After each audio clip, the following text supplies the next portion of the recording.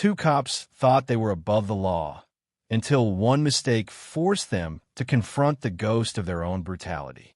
What happens when the hunters become haunted by their past? Stay with this story, because the ending will change how you see justice forever.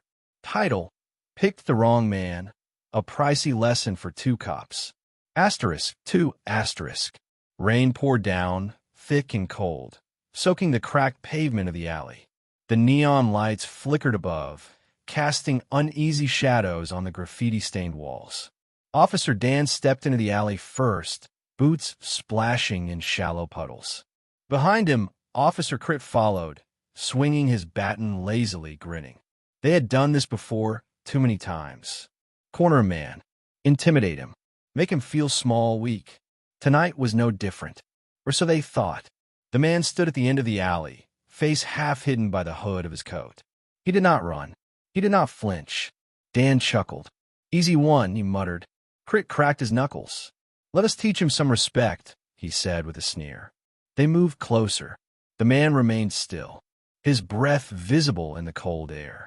The rain seemed to quiet, as if the night itself was holding its breath. Dan shoved him first, hard. The man staggered slightly, but did not fall. Crit swung the baton. It stopped midair. The hooded man caught it, effortlessly. For a split second, their eyes met. Crit saw something cold, ancient, and dangerous in them. Not fear, not pain, only control. With one motion, the man twisted Crit's wrist. There was a loud snap. Crit screamed and dropped to the ground. Dan reached for his taser. Too late. A flash of motion, too fast to track. The taser was gone. Then, darkness. Dan was on the ground, gasping, his head ringing. He tasted blood. He heard footsteps. Slow. Calm. Coming closer. The man crouched beside him. Spoke quietly. You think your badge gives you power. His voice was low, almost a whisper. But power without justice is poison. Dan tried to speak, but the words stuck in his throat. The man leaned in, so close Dan could see the faded scar under his eye. I was trained to kill. You were trained to protect. Only one of us remembered that. And then he was gone. Just the sound of rain. And Crit's moans echoing off the alley walls. Dan lay still. His body trembled, not from the cold, but from something deeper. Fear. Real fear.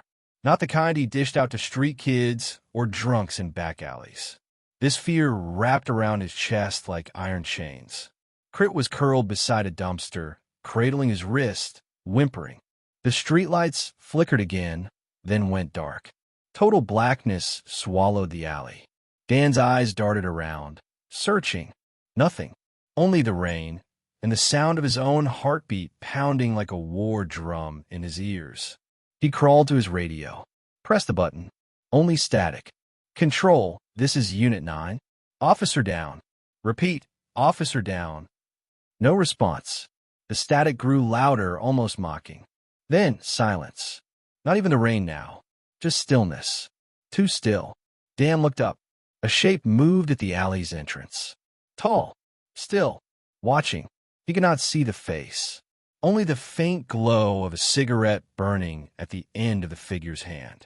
It flared red in the dark like an eye. Dan tried to stand. His legs gave out. The man took a step forward. Then another. No rush. No fear. Dan's breath caught in his throat.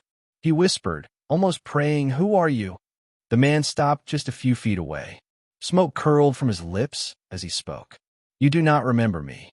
Dan searched his mind. Flickers of past faces. Victims. Names he never bothered to learn. "You beat a boy here," the man said. 3 years ago. A teenager. Dan's stomach turned. He remembered. Skinny kid. Wrong place, wrong time. Wrong skin color. He remembered the sound the baton made. Like a cracked branch. He remembered laughing. He remembered no consequences. Until now. The man dropped the cigarette, crushed it beneath his boot, and stepped closer. Dan reached for his holster. Empty. His gun was gone. Crit groaned again. The man looked at him. "No justice in your hands," he said quietly. "Only punishment." Dan closed his eyes, waiting. The air was thick with dread. The man bent down, whispered something Dan would never forget. "You picked the wrong man." Dan's eyes snapped open. The man was gone, just vanished like smoke in the wind. But the words lingered. "You picked the wrong man." They echoed inside his skull, louder than the thunder above. He scrambled to his knees, coughing, soaked in rain and panic. Kurt was trying to stand, leaning against the brick wall, his broken wrist hanging limp. Where? Where is he?" Kurt hissed through clenched teeth. Dan shook his head. "I do not know." His voice was hollow, empty. Something had changed in him. Something permanent.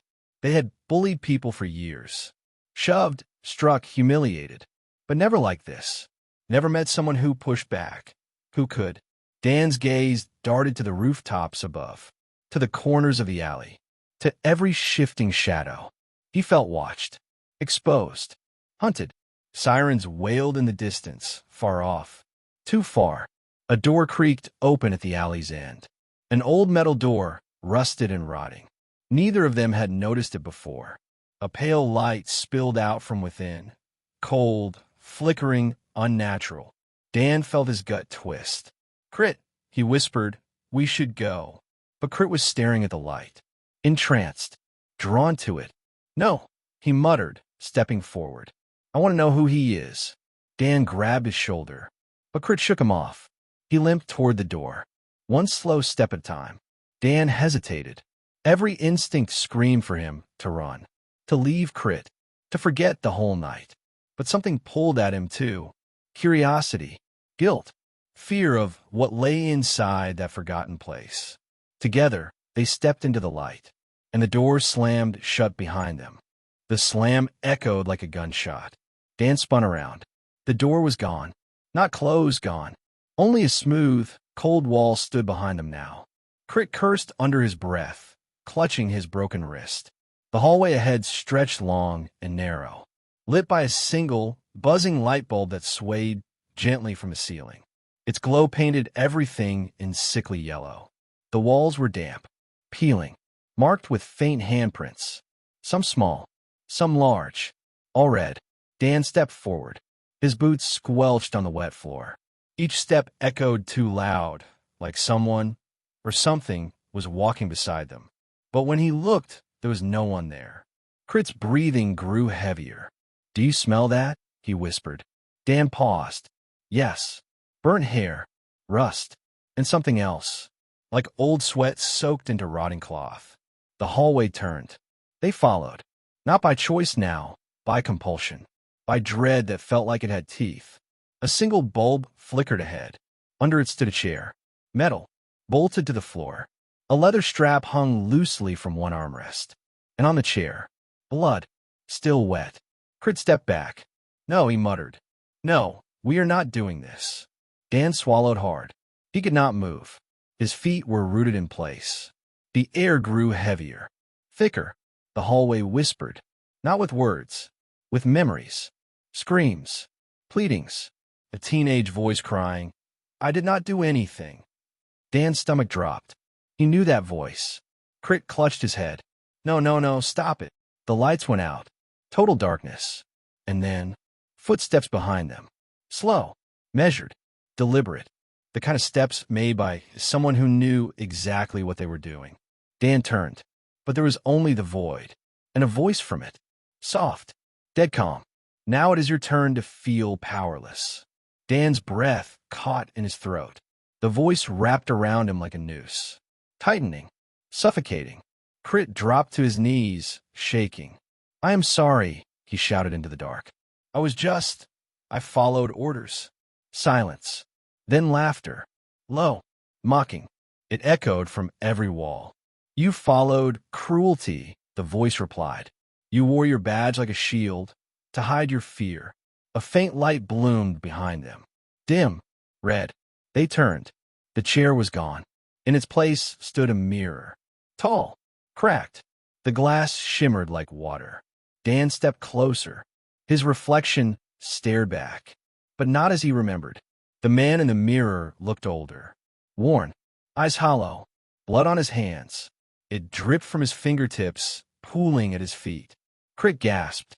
His own reflection was kneeling, bound, bruised, begging. the same way that boy once had. No, he whispered, backing away. I did not mean for it to go that far. The mirror rippled, and the boy appeared. Not a ghost, not a vision, just a memory made flesh. He looked no older than 16. Face swollen, one eye shut, lips split. He looked at them, not with hatred, with disappointment. Dan reached out. The mirror cracked beneath his touch. The boy spoke. You gave me pain when I asked for help. His voice was calm, even, but it sliced deeper than any weapon. Dan backed away, trembling. The floor beneath them began to shake. A deep rumble, like something was waking. Something ancient. Crit screamed as the ground split open. Flames danced beneath, licking the edges of the hallway. The smell of ash filled their lungs. Dan grabbed Crit, pulling him back. But the boy's reflection remained still. Watching, waiting. The voice returned. You do not get to escape this by begging. You must feel it. You must live it. The floor gave way beneath them, and they fell into fire. Heat swallowed them whole. Searing, blinding, unforgiving. Dan fell fast, flailing through a tunnel of flame. Screams filled the air, his own, Crit's, and others. Older, younger, familiar. Voices they had silenced. Pain they had caused. The fire did not burn their skin. It burned their memories. Visions flashed like lightning. A woman begging them not to take her son. A man beaten for asking too many questions. A child hiding behind a trash bin, crying. Each moment carved into their minds with molten clarity. Dan hit the ground hard. The floor was black stone. Cracked. Smoldering. He gasped, coughing up smoke and regret. Crit landed beside him, whimpering. The space around them was a vast chamber. Walls lined with flickering screens. Each screen played a scene from their past. Every abuse. Every lie. Every blow. No, Dan whispered. I did not know. I did not think. A screen showed him laughing. Laughing while a boy bled. Crit tried to cover his ears. But the sounds grew louder. Louder. Until it was all they could hear. Then, silence. Sudden. Total. A figure stepped into view. Not the boy. Not a ghost. A man in black. Face hidden. Voice like ice. This is not hell, he said. This is reflection. You are not dead. Not yet. Dan crawled forward. What do you want from us? The figure turned. Revealed a second chair. Next to it, a badge. Dan's badge. Stained. Twisted. You must sit, the man said. And remember until you break. Crit sobbed. I cannot do this. The man looked at him. You already did. The chamber pulsed. The heat rose again. The chairs waited, and the fire began to whisper their names. Dan stared at the chair. It looked ordinary, but it radiated something vile, something alive. The whispering fire coiled around his legs like smoke with claws. Each ember hissed a name, a face, a memory, all of them victims, people he had forgotten, people the system had buried. Crit crawled backward, eyes wide with terror. No, he whimpered. We did our job. We were the law. The man in black stepped closer. His face remained hidden, but his voice cut like broken glass. You were fear in a uniform. Justice does not beg. It remembers. Dan trembled. The walls of the chamber twisted, now showing images not from the past, but from possible futures. A funeral with no mourners. A son ashamed to speak his father's name. A badge tossed in a ditch. Forgotten. Dan's legs buckled. He collapsed to his knees. Sweat dripped from his brow, though the heat now came from inside him. Crit clawed at the floor. I want out, he cried. I will do anything. Just make it stop. The fire laughed. Cold, cruel, unrelenting. You thought pain only lived in others, the voice said. Now you'll carry it. The man in black moved aside, revealing the chair again. Empty, waiting. Dan's hand twitched. He felt pulled toward it, not by force, by guilt, by weight. His breath shook as he stood. Every part of him wanted to run, but there was nowhere to go. He stepped forward, closer, closer, each step heavier than the last. The whispering fire began to chant now. Not words, just sound, low, rising. A heartbeat made of voices. As Dan reached the chair, it moved, shifted, reshaped. Now it looked like a throne, made of cuffs, batons, and broken rules. He hesitated, and the man in black whispered, "You sit not to be punished. You sit to finally see." Dan lowered himself into the chair, and the moment he did, his eyes flew open wide, and he remembered everything. Agony tore through Dan's mind like a flood, but it was not physical. It was truth, unfiltered, raw.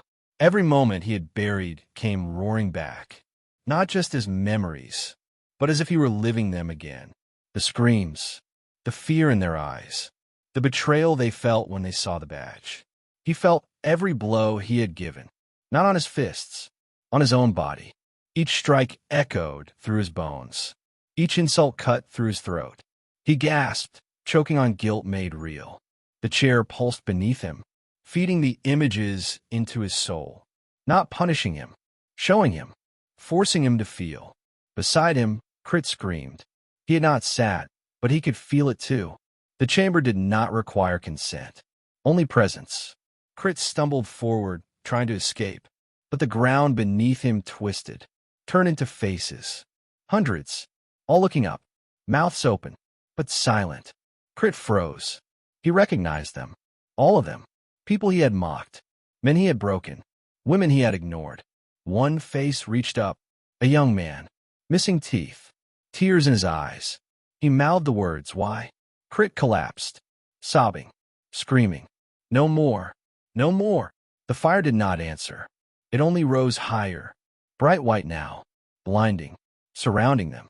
The man in black turned, his face still hidden, but his posture now solemn, like a judge who had heard the confession. Dan shook in the chair. His hands gripped the armrests like lifelines.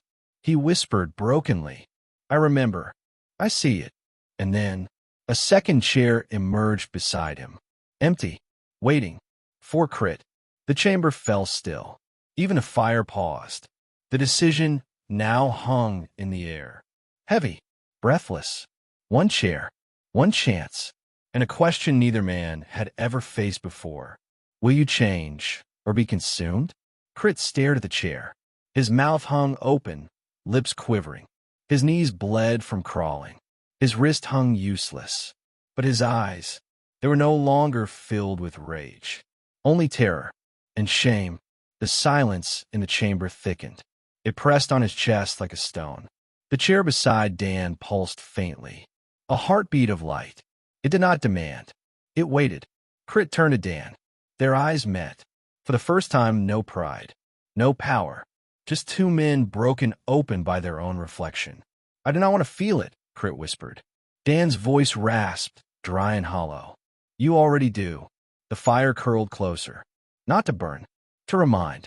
The images on the walls returned, one by one, faces of those they hurt. But now, the faces changed. Not just victims, families, siblings, children who asked, "Why did Daddy not come home?" A mother clutching a folded shirt, a daughter wiping her tears outside a courtroom. Crit looked away. The chair pulsed brighter. A sound filled the chamber. Not fire, not voices. Footsteps, soft, familiar. From the darkness, the boy returned, his eyes still swollen, his mouth still cut. But he stood tall, stronger. He did not speak. He simply looked at Crit, held the silence, held him inside it. Crit crawled forward, each movement slower than the last.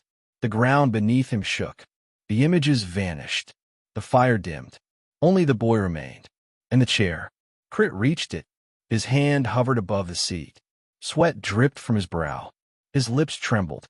I did this," he said. The words hurt, but they were true. Dan watched in silence. Crit sat. The chamber exhaled. And once again, the memories returned. Sharper, deeper. Crit arched back, gasping. But he did not scream. He let it in. All of it. And the boy. He smiled. Not with joy. With release. The chair glowed. Not red. Not white. But soft blue. Cool. Forgiving. The fire calmed. The walls cracked. And the first whisper of light began to shine from above. The light from above widened slowly, like dawn pushing through a storm. Gentle, unfamiliar, unearned. Dan shielded his eyes, squinting upward. It was not warm sunlight. Not yet, but it felt different, as if the chamber itself had loosened its grip. Crit sat still in the glowing chair. His chest heaved. Tears streamed down his face, but he made no sound. He was not fighting anymore. He was feeling. Dan turned toward the boy, but the boy was fading. His form flickered like an image on old film. His face, still swollen, still bruised, was finally at peace. He looked at Dan one last time. No smile, no nod, just a steady gaze that said, "Now you know." And then he vanished, gone like mist under sun. Crit shivered. "I saw it all," he whispered. His voice was hoarse. "They screamed, and we walked away." Dan lowered his head. He could not speak. There were no words big enough. The man in black stepped forward once more. He no longer loomed, no longer threatened. He stood still like a monument, like judgment made flesh. "You sat," he said. "You remembered. You suffered. But that is not enough." The light above stopped growing. It hovered, waiting. Crit looked up. "What more do you want from us?" The man's voice dropped. Low, unflinching. "Change. Not here. Out there." Dan blinked. "You mean we can leave?" "If you leave unchanged," the man said, "this chamber will never let you go." A cold breeze swept through the heat. The flames curled inward. The chamber cracked at its edges. Reality, or something like it, was beginning to return, but only if it chose to take it. Dan stood slowly. His legs shook, but he did not fall. Crit followed. Both chairs faded into the stone. The fire whispered no more. Only silence now, and the soft glow of a path appearing beneath their feet. A path that led upward, and ahead, into a world that was watching and remembering. The path glowed faintly beneath their feet. Pale blue, like light filtered through water. Unsteady, but real. Dan took the first step.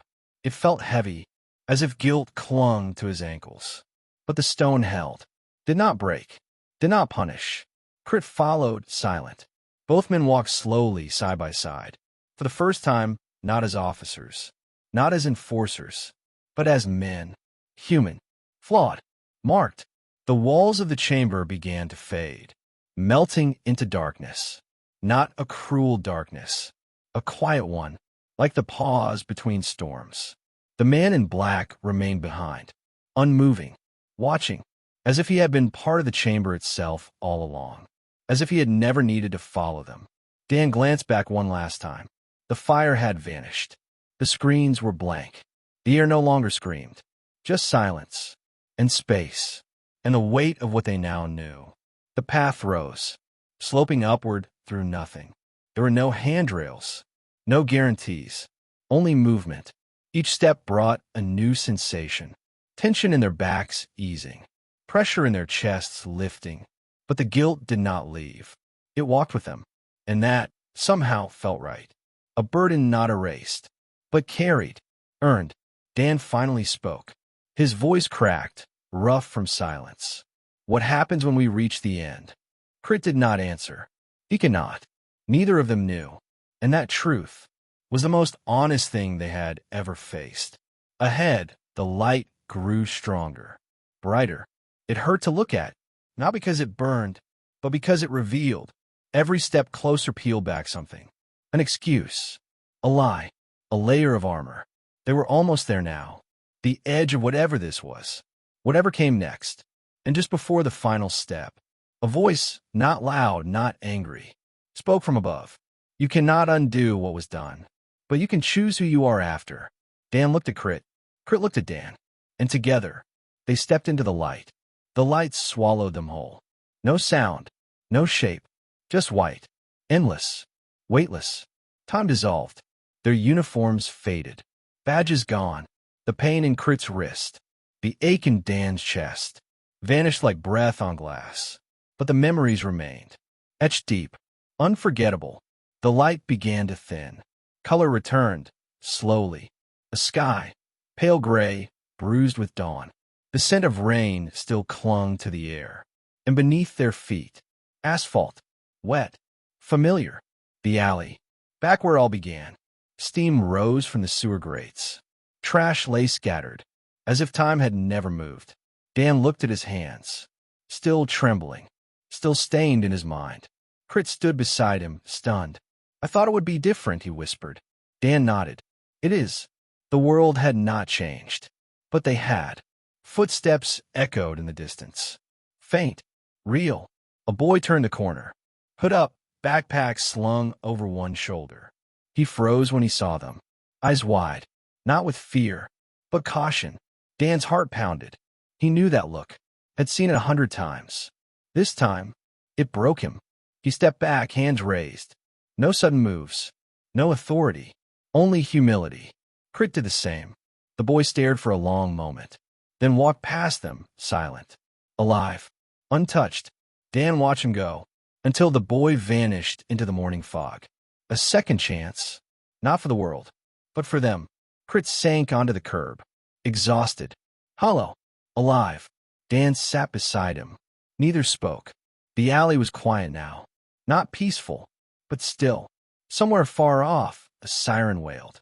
A city waking up, unaware that 2 of its officers had disappeared in a fire, and returned not as enforcers, but as men learning how to begin again. The siren faded into the distance. Morning crept in slow, soft gold brushing the tops of buildings. Dan rubbed his eyes, half expecting the light to tear everything away again. But it stayed, real, unforgiving, free. Crit's voice broke the silence, low and hoarse. "What do we do now?" Dan stared down at the puddle between his boots. His reflection stared back. Older, heavier, but not hollow anymore. He spoke without looking up. "We change. Every day." Crit laughed under his breath. It was not joy. It was disbelief. "That's simple." "No," Dan said. "Not simple. Just necessary." They sat there, listening to the slow drip of water from a broken pipe. Behind them, the alley remained unchanged. No one would ever know what had happened there. No records. No proof. Only 2 men, and the weight they carried now. A breeze pushed through the alley. Cool. Clean. Dan stood first. Stiff legs. Heavy heart. But his spine was straight. He reached into his pocket. Fingers brushed against metal. His badge. He stared at it. Scratched. Bent. Still whole. But not untouched. Crit looked up. "You keeping it?" Dan held it a moment longer, then knelt beside the nearest drain and placed it gently on the wet concrete. He did not toss it. He left it, a symbol of who he had been, not who he would be. Crit did the same. Their badges lay side by side. 2 silent confessions. The city would not notice they were gone. But somewhere, maybe someone would feel it. The world did not shift. The skies did not open. But something was different. And it began with the sound of footsteps. Dan and Crit walking forward. Out of the alley. Into the morning. Into the unknown. Their footsteps echoed against brick and stone. Not loud. Not bold. Just present. Real. Measured. Each step away from the alley peeled another layer of who they used to be. Shadows stretched long behind them, dragging the weight of every past choice. But they did not look back. Not now. The streets were waking. Vendors unlocking metal shutters. A woman sweeping her stoop. A man walking a tired dog. Ordinary life. Unaware of the 2 ghosts reborn in its midst. Dan felt every eye differently now. Not as a challenge. Not as a threat. But as a reflection. A reminder that power should not be feared. It should be earned. They passed a mural painted across a crumbling wall. A pair of hands reaching upward. Chains falling from their wrists. Colors splashed in anger and hope. Crit paused. Studied it. His voice barely more than breath. "That was not here before." Dan nodded. "I think it always was." They moved on. No uniforms. No commands. No need to prove anything. Not anymore. A siren screamed somewhere far off. The sound no longer made Dan feel untouchable. It made him feel responsible. They passed a boy selling newspapers. He looked up. Eyes narrowed. A flicker of recognition. A flicker of caution. Dan met his gaze. Did not speak. Did not smile. Just offered a small nod. A silent apology. The boy could accept or refuse. The boy blinked, then looked away, and Dan kept walking. The city opened wider. The light grew stronger. And up ahead, a choice waited, one they would have to make. Every single day, the sidewalk curved toward a busy intersection. Cars crawled past. Engines murmured. A bus hissed as it slowed, releasing tired passengers into the morning haze. The world moved on, unbothered, unaware. Dan and Crit stood at the corner, waiting for the light. A mother pulled her child closer as they approached. Not out of hate, out of memory. Dan felt it. A quiet sting. A bruise left by the badge he no longer wore. Crit noticed too. His eyes dropped to the ground. But the child looked up. Not with fear, with curiosity. Dan met his gaze. This time he smiled. A real one. Small, earnest, and waited.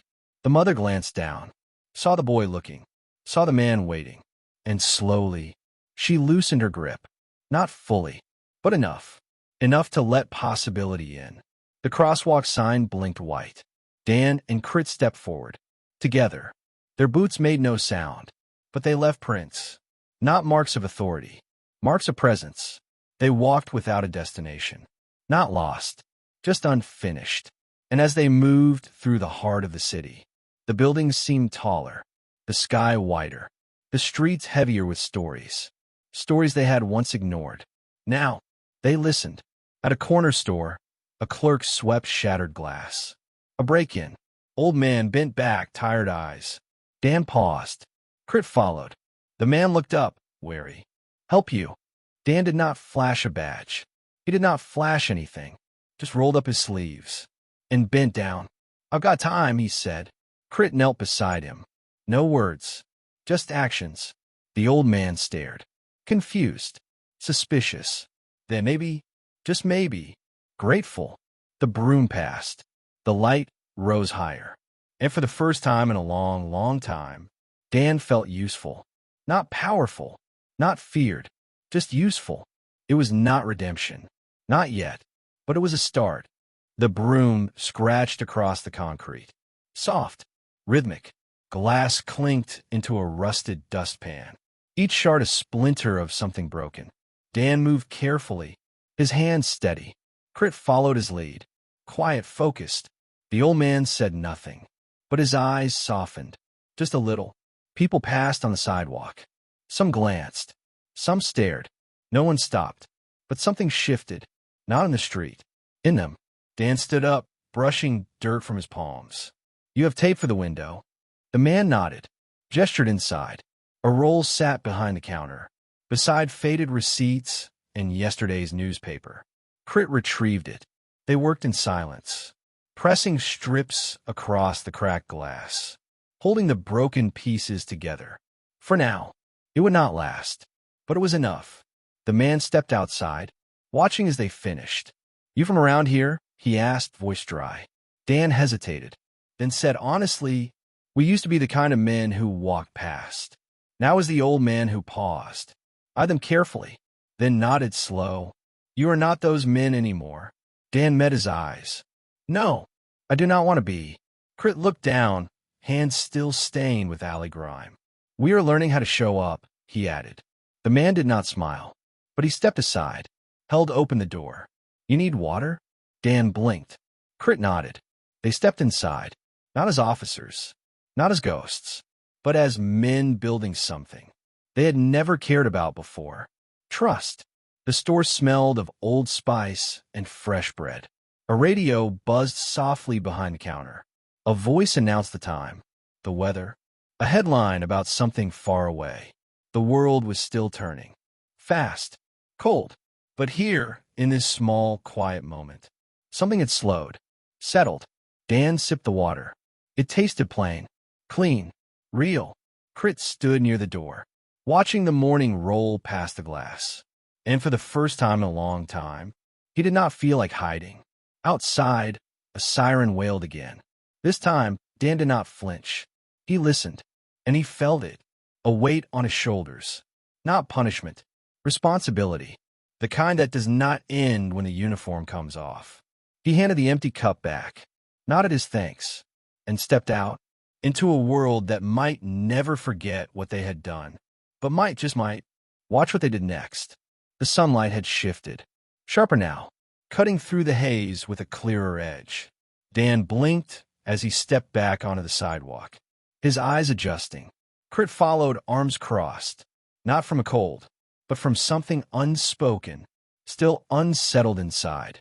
They walked again, not hurried, not lost, drawn forward by something they could not name. Down the block, a crowd was gathering, voices rising, agitated, urgent. Dan's pace quickened. Crit fell in beside him. As they approached, they saw it. A teenager, no more than 16, pinned to the wall by 2 officers, his backpack on the ground, his face flushed, his hands trembling. The officers barked orders, faces tight with anger, eyes scanning the crowd. Not the boy. Dan stopped, heart hammering. Crit's jaw tightened. The crowd was silent now, holding its breath. Phones were out, recording, watching, waiting. Dan looked at the boy, then at the officers. He knew their faces, knew their posture, because once he had stood exactly like them. One hand resting too hard on a shoulder, one foot pressed too far into someone's freedom. Crit took a step forward. "Let him go," he said. Calm, firm. The taller officer turned. Recognition flashed. Confusion followed. Then, defensiveness. "Who the hell are you two?" Dan raised a hand. "I was you," he said. "Not long ago." The crowd shifted. Eyes darted between them. Crit pointed at the boy. "He is scared. He is not resisting. He is a child." The younger officer hesitated, looked to his partner, uncertainty in his eyes. Dan stepped closer. "We are not here to fight," he said. "But if you continue this, you'll become what we had to crawl out of." Silence. Thick. Heavy. Then, the older officer let go. Rough. But it was enough. The boy slumped to the sidewalk, breathing fast, eyes wild. Crit knelt beside him, spoke low, soft, reassuring. Dan turned to the officers. "You still have time," he said. "Do not waste it like we did." Then he turned back to the crowd. No applause, no cheers, just nods, just eyes, watching, measuring, hoping. And the weight on Dan's shoulders shifted again. He could carry it. For now. For as long as it took. The boy's breathing slowed. His hands still shook, but his eyes found Crit's. There was no trust there. Not yet. Only confusion, and the smallest flicker of safety. Crit stood, helped him to his feet. Dan stepped back, giving space. The crowd slowly thinned, uncertain whether to leave or witness something rare. Change. Real change. The officers lingered, silent. The younger one stared at the ground, as if seeing the cracks in the pavement. For the first time, the older one adjusted his belt, murmured something, and walked away. No apology, no rage, just retreat. Dan watched him go, not with hate, with understanding, the kind that only comes after breaking something you can never truly fix. The boy retrieved his backpack, clutched it tight, turned to leave, then paused. "Why'd you help me?" he asked. His voice, thin, worn. Crit looked at Dan. Dan looked at the boy. "Because someone should have helped us," Dan said. The boy stared, did not smile, but he nodded and walked away, into the sun, into the world they had once made unsafe. Crit exhaled, long, slow. Dan placed a hand on his shoulder. "We cannot undo it." "No, but we can keep showing up." Crit nodded. The sirens had faded. The city moved again, but something in the air had shifted. Not loud, not grand, just real. Dan turned, eyes scanning the street. No destination, just purpose. And as he walked beside Crit, boots soft on the concrete, he knew they had finally arrested the men they used to be and let someone better take their place.